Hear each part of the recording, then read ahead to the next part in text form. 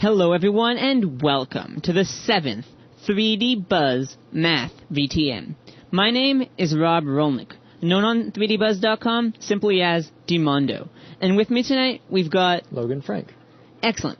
So in lesson number 7, we're going to continue with our talk about geometry. Except now we're going to jump out of the world of polygons and into the world of circles. So we'll start by just giving you the answers to the questions asked at the end of lesson 6. And what I'm going to point out, though, is that it's important to realize that when you're doing areas, you're talking about units squared. So if your measurements are in centimeters, centimeters squared. If your measurements are in yards, yards squared, and so on. So anyway, although a circle is technically not a polygon, as the number of sides of a regular polygon increases, its shape gets more and more circular. So you might not notice when jumping from a triangle to a square, but as you look at the pentagon and hexagon, you'll notice that they're getting increasingly circular. In fact, if you had 100 sides, it would look even more circular. 100,000 sides, more so still.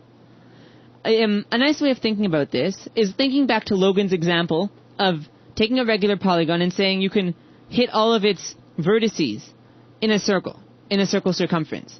Well, that just makes sense that as the number of vertices increases, since they're all going to be equally spaced apart, the shape will start to resemble, or more and more start to resemble a circle. Exactly.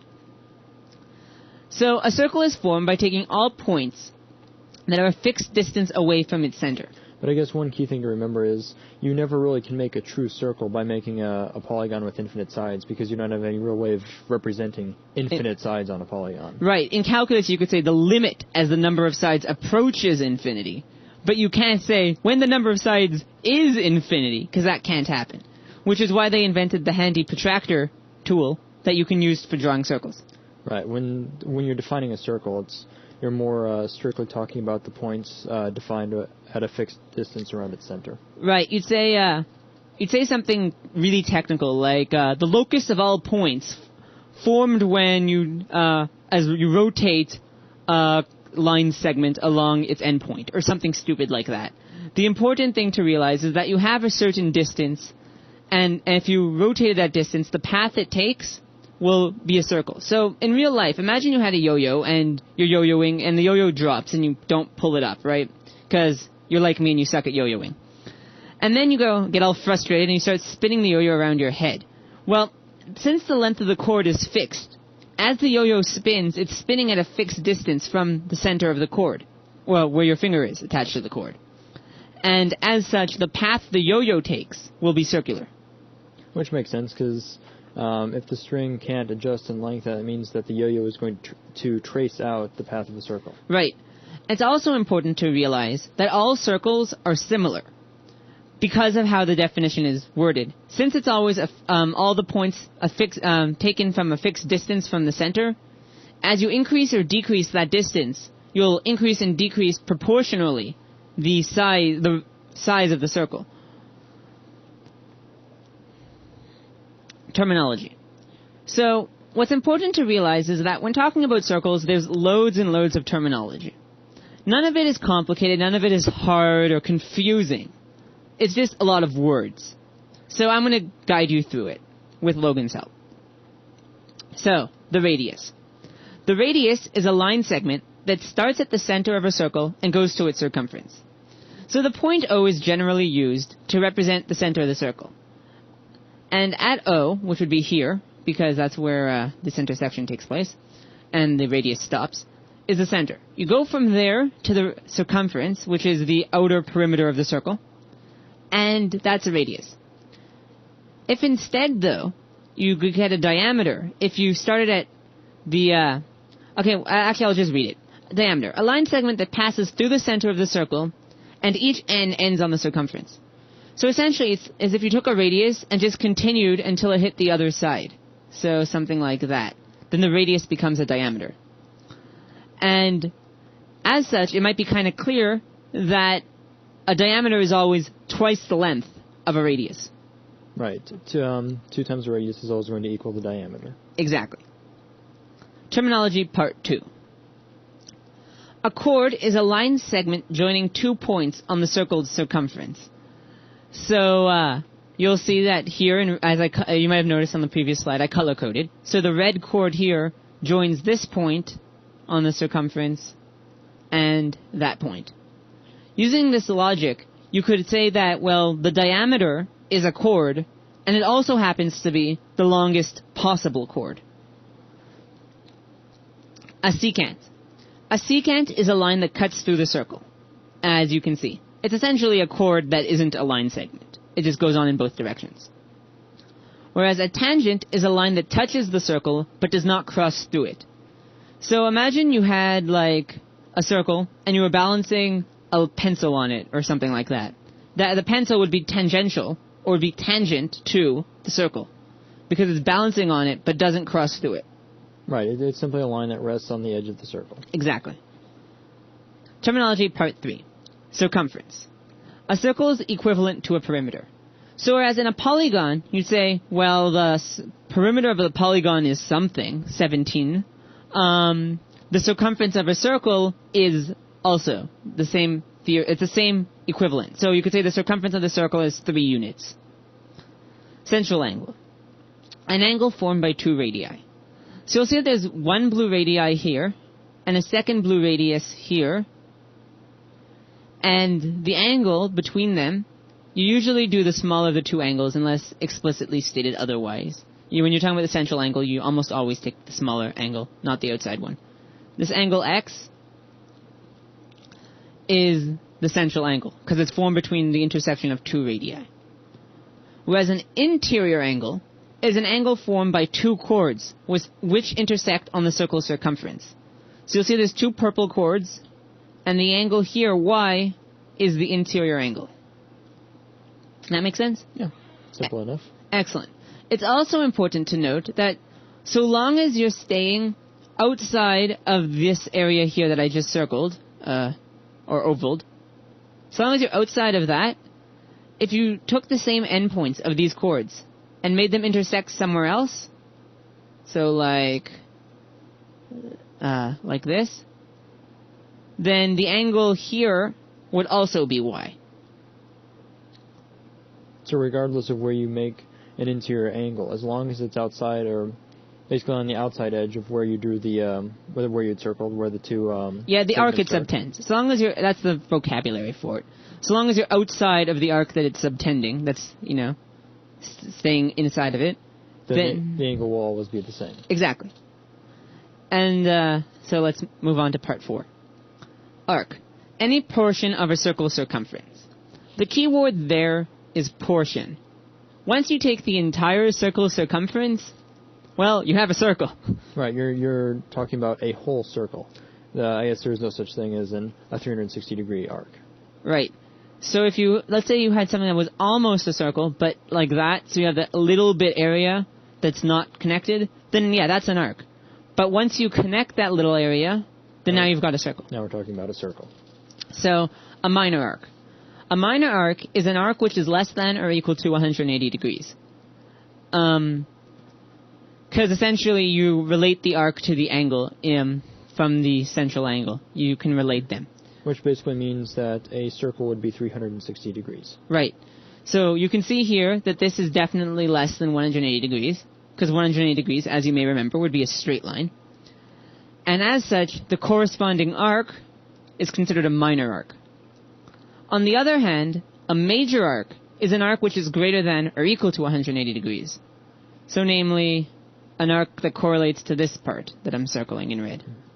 So that would be a major arc. So from that I would take it that if you had an arc that corresponded to half of the circle, that would also be a major arc. It would also be a minor arc. You don't really...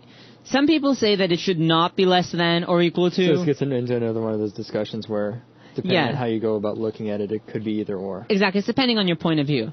So some people say, well, if you're dealing with 180-degree arcs, then immediately it's no longer major or minor. It doesn't fall into these categories. So other people say, well, it depends on your point of view. It could be major or it can be minor depending on what you're talking about. So to keep things simple, we'll just say that a minor arc is less than 180 degrees and a major arc is greater than 180 degrees. Yeah, you can think of it like that. Or me, I just say less than or equal to. It doesn't matter. It's the same thing.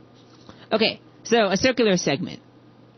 the area contained between a chord and the minor arc formed when the central angle has the chord's endpoints. So, it's pretty simple. You have a chord here, right there. I just circled it, or whatever. And you have... actually, yeah, sure, I'll just keep all the ink. I was thinking it might be getting a little cluttered, but whatever. That's fine. You have two radii connected to the endpoints. And this area in green that's kind of outside of the triangle formed by the chord and the radii is considered a circular segment. Meanwhile, a circular sector can be thought of kind of like a piece of a pie. So it's the area contained between a minor arc and a central angle. So here's your minor arc, labeled X. And here's your, there's your central angle, labeled X. Your minor arc is also in red. And the area between them is your circular sector, in blue. Terminology Part 5. This is the last of the terminology. Concentric circles. There are multiple circles sharing a common center. So, all of these circles are concentric with one another. The red one, the orange one, the yellow, the green, and the blue.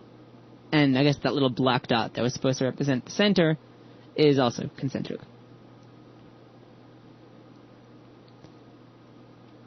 Radius and degrees. So many people get confused when talking about radians and degrees. Radius and degrees. Yes. No. It should be radians. Radians and degrees. The easiest way I can explain that is like this. When you're making a measurement, you can measure things in miles or kilometers, like when you're driving. You can measure a football field in meters or yards, and so on. So they're basically, radians and degrees is the same relationship. It's two separate, distinct ways of measuring angles. So they're both ways of measuring angles, and the easiest relationship between them is that a semicircle, so something that would look like that, semicircle, a dome, has 180 degrees or pi radians. Pi being 3.141592654, etc. So here are some other relationships. 30 degrees is pi divided by 6, because that's 1/6 of 180 degrees. 45 degrees is a quarter of 180 degrees, so it's pi divided by 4. And so on and so forth for the others. If you had to find, let's say, the amount of radians in, 37 degrees, then you can use this formula here. You say, you're essentially making equivalent fractions. You say pi divided by 180 equals, I think I said 37 degrees? Yes, that's correct. 37 oops. Yeah, Hang on, let me grab the eraser tool for a sec. The radian side of... Yep. So pi radians over 180 degrees is equal to an unknown amount of radians over 37 degrees. So now you ignore that little y that I just wrote over. And then you have to solve for x, because that's the amount of unknown radians. So you multiply both sides by 37, and you get 37 degrees divided by 180 degrees. That's an 8. I'm sorry, that's a little sloppy. Times pi, so times pi, equals x. And you plug that into your calculator, and suddenly you can figure out how many degrees is equal, how many radians is equal to 37 degrees. So it really is very simple to convert back and forth. Right. And similarly, if you want to solve for how many degrees are in 1 radian, you'd say something like pi divided by 180. You want 1 radian, so 180 degrees equals 1 radian divided by y degrees. You solve for y, which basically means you multiply both sides by y, and you'll have pi divided by 180, y equals 1. And then you multiply by 180 divided by pi, and you'll get 1 radian is equal to 180 divided by pi, which is like 50-something. I'm going to say ish. Maybe 56 or 57-ish. I'm doing that in my head, so it's probably wrong. In any case, let's move on. Properties of circles. So, the circumference of a circle is 2 times the radius times pi, and the diameter of the circumference is also the diameter times pi. And that's because 2 times the radius, as we said earlier, is the diameter.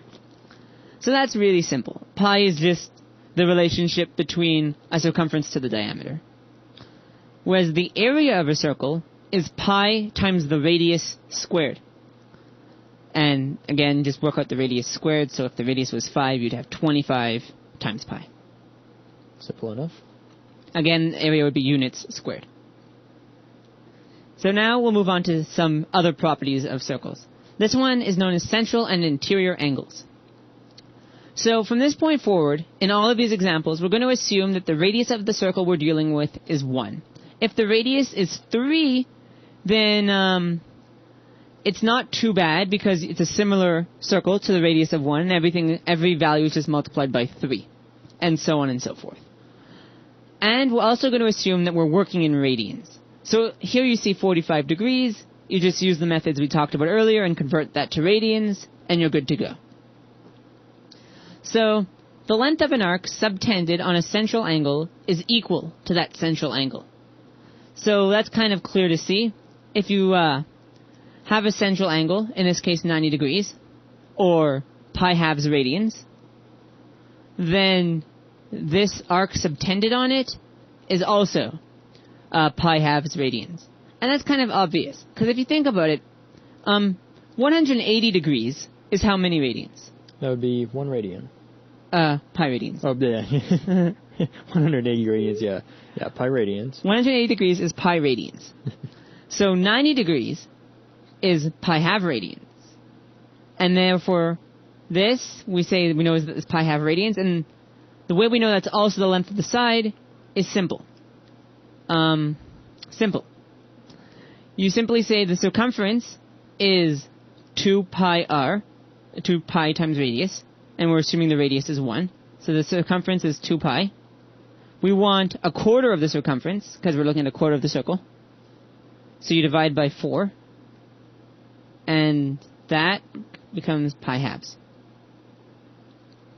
So we just showed that the amount of radians corresponding to 90 degrees is pi halves, and the amount of the length of the arc is also pi halves. Very nice.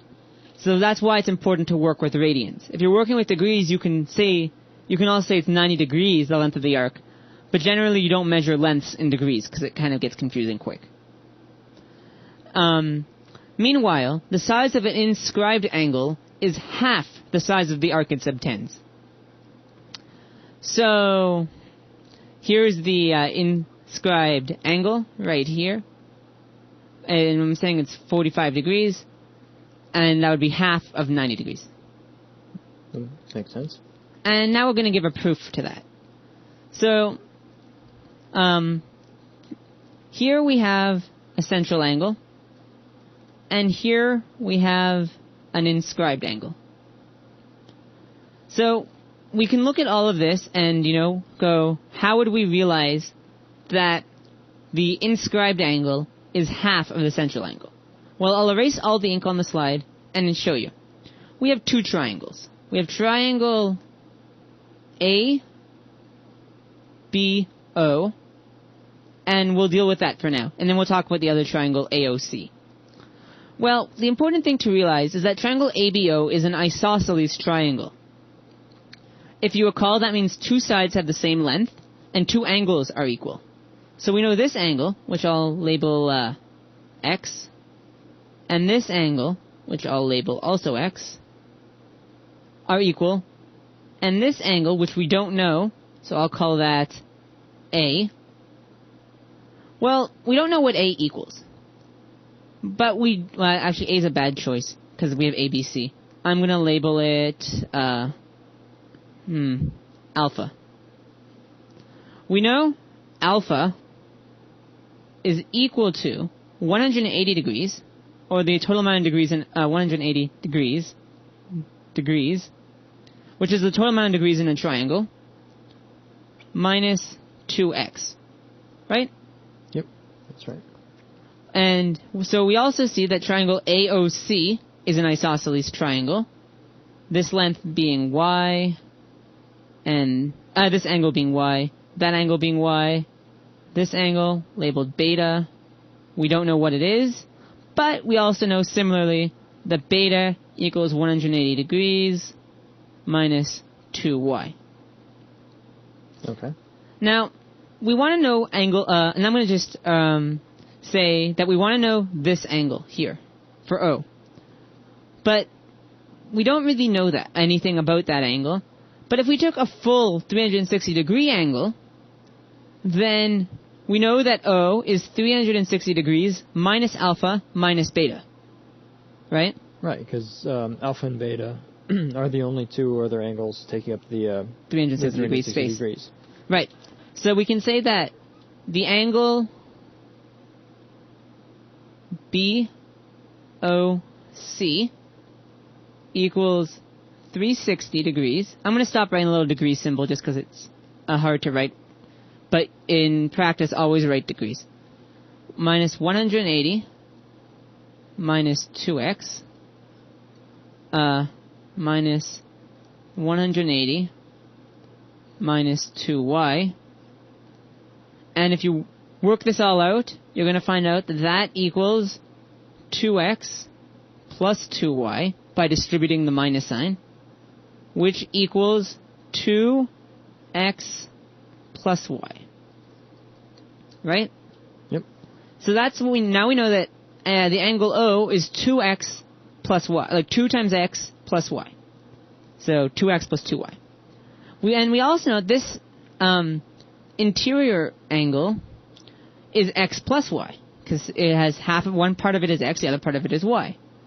So if the interior angle, int, is equal to x plus y, right? That's what the interior angle is. And the central angle, is equal to 2x plus y, well then it's quite obvious that the interior angle is half of the central angle. Yep. And that's how we can prove the what we were trying to show.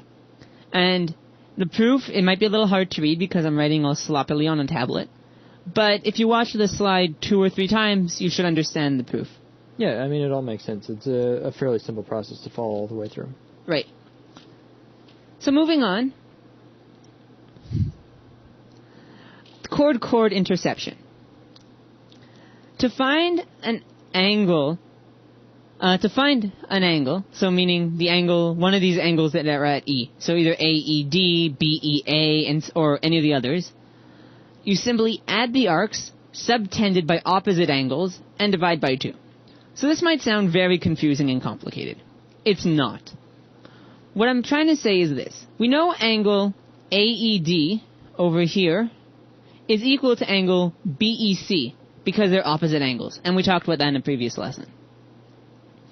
Well, if those two angles are equal, then by the theory here, that's also equal to a half of the arc. See the little arced line over AB? That means you're looking at an arc, not a straight line between A and B. So you're looking at the arc AB, which is AEB is the arc AB here, plus the arc CD at the bottom. The D might be a little cropped based on our viewing area, but it's this area here.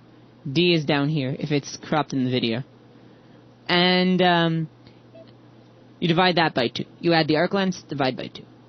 Similarly, angle AED equals angle BEC, which is a half of the arc BC plus AD. So, just memorize the formulas. Chord tangent interception. An inscribed angle is half as large as the arc it subtends. So you can think about this a lot like chord-chord angles with interior angles. Let's say you knew the length of this arc in blue to be 90. I'm not going to say 90 because I should stay consistent. I'm going to say, let's say you knew that it was pi, I don't know, I'll say pi thirds. I don't know if that's a really realistic value or not. Let's say you knew that that was pi thirds, which is really ridiculous because pi would be half of it. But let's just assume this made sense, and that value was realistic. Right. Figure not drawn to scale. Right. So assume that this whole arc is pi thirds. Well, then the angle here, ABC, angle ABC,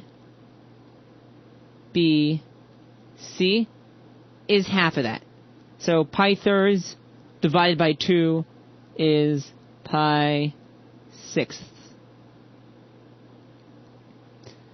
So that's all this is. If you know the arc that it subtends, then the angle is half of that. It's really just a very simple property. Right. Chord tangent interception. And similarly, so this half would be 2 pi. The other half, the black arc, would be 2 pi, the entire circumference, minus pi thirds, minus the part in blue. So that would be, 5/3 pi? Something like that. So I'll assume it's 5/3 pi.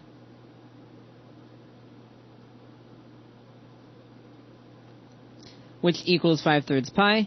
Which means the other side, let's say I had a D up here.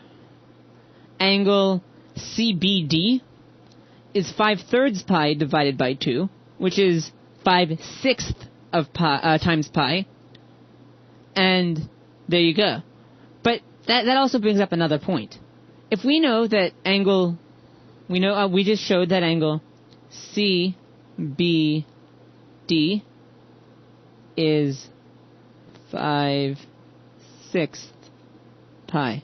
Well, what happens if you add up angles ABC and CBD, Logan? You would get a supplementary angle, wouldn't you? Yeah, 180 degrees. And that's pi radians, and that's exactly what we expected. So that's obviously this isn't a proof of the theory, but it shows that it makes sense. It's showing that the other side of it matches up. Right. Exterior angles, secant intersection. Well, you can see that we have two secant lines, and they intersect. Wow, I keep saying interception. I probably should say intersection, but I'm Canadian.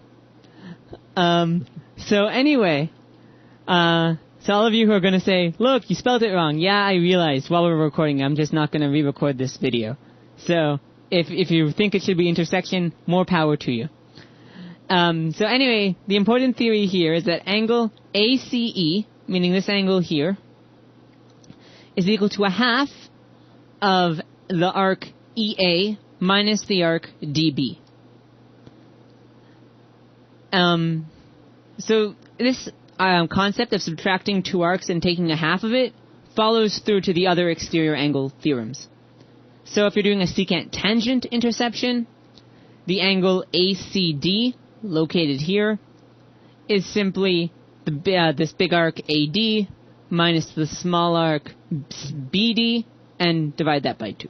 So it almost follows the same rule as though both lines were secants instead of one being a tangent. Exactly. They follow the same rule. And in fact, it follows the same idea if you're doing tangent-tangent intersection. You take a half of the big arc, in that case it would be BC going this way, minus a half of the small arc, BC going this way, and divide by 2.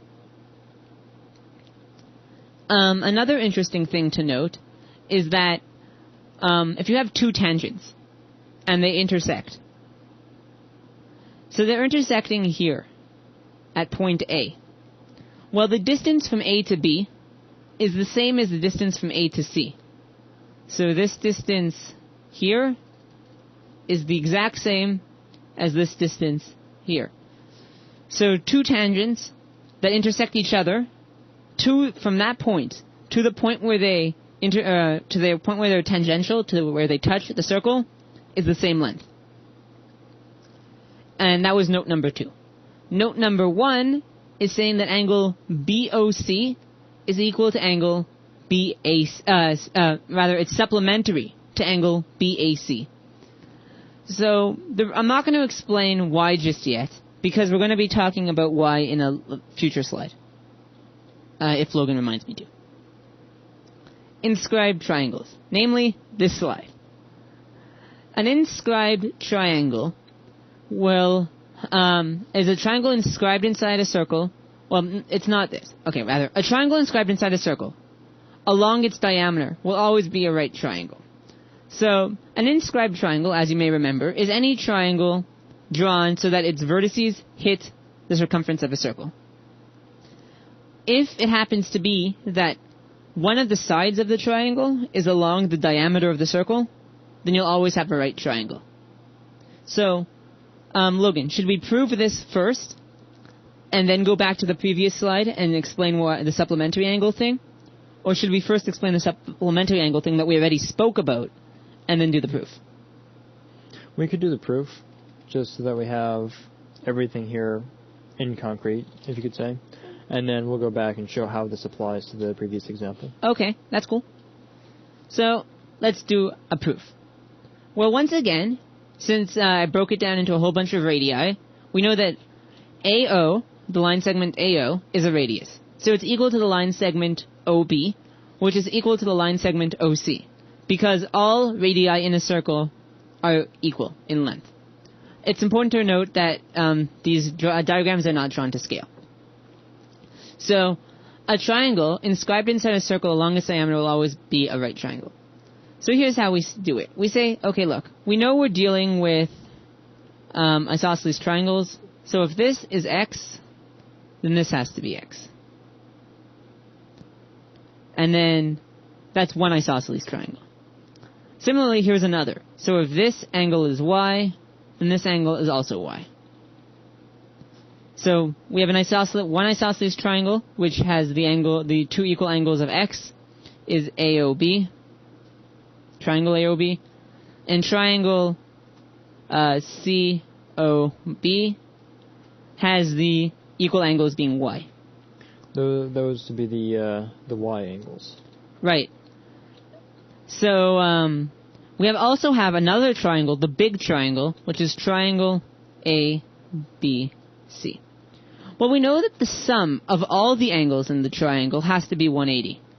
So we can say this: 180 degrees equals angle BAC, which is x, plus angle ACB, which is y, plus angle ACB, which is y, plus angle ABC, which is x plus y. But if you work that out, that's once again 2x plus y is 180 degrees. Divide both sides by 2, and you get 90 degrees equals x plus y. And I didn't do it on the previous proof, but I should have. QED for quadrat demonstrandum, and I always draw that little box. So there you go. A lopsided proof. Because I wrote lopsided. But nonetheless, that's just showing that the inscribed triangle is in fact a right triangle because XY form a 90-degree angle. Right, so that's a right angle right there. So now that we have this, we're going to backtrack 2 slides, and we're going to say, okay, well, this then is a right angle because you have a tangent and a radius that intersect at right angles. And here's a 90-degree angle, and the shape OBAC is a quadrilateral, which means it has 360 degrees in its internal angles, 2 of which are 90 degrees. So remove both of those. You get 360 minus 90, which is 180. So that means this angle at O here, called X, and this angle here, called Y, which complete our quadrilateral, have to be supplementary. Oh, very nice.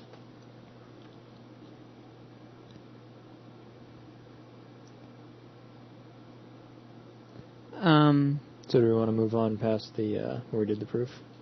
Yeah, sure. Because I just want to illustrate that if we had a tangent here... Okay, so yeah, reconnecting this to the other example.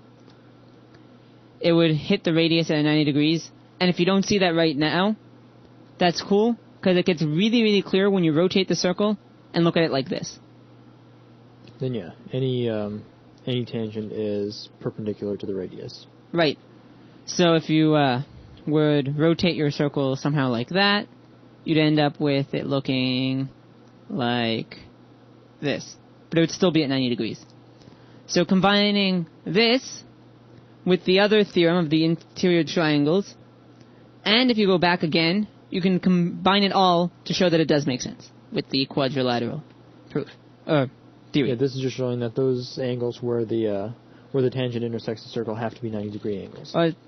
Not where the tangent intercepts the circle, but where the tangent and the radius. Where the tangent and the radius intercept, excuse me. Oh, and here I actually wrote intersection. So, yeah, maybe it is intersection. Maybe it isn't. In any case, I'm Canadian, and I talk funny for all you Americans. So, and for you Canadians who listen to this, and, you're like, why is he criticizing our country? Well, I can. So that's the end of this lesson. You might be curious why there aren't any examples. Well, there's not really much examples to give because it's all just different theory and you just need to find out which one applies and apply it to the picture that I'd give you. If you want a little bit of practice, what I would recommend is just picking a couple of degrees at random, converting them to radians, and picking a bunch of radians at random and converting them back to degrees. Or just take one and convert it both ways and see if you get the same value. Yeah, just to get used to converting that so you're very comfortable with working with the two measurements. Right, because in calculus especially, you're almost always working with radians. So that's going to wrap up this lesson. I'd like to thank everyone for listening, and thanks a lot, guys.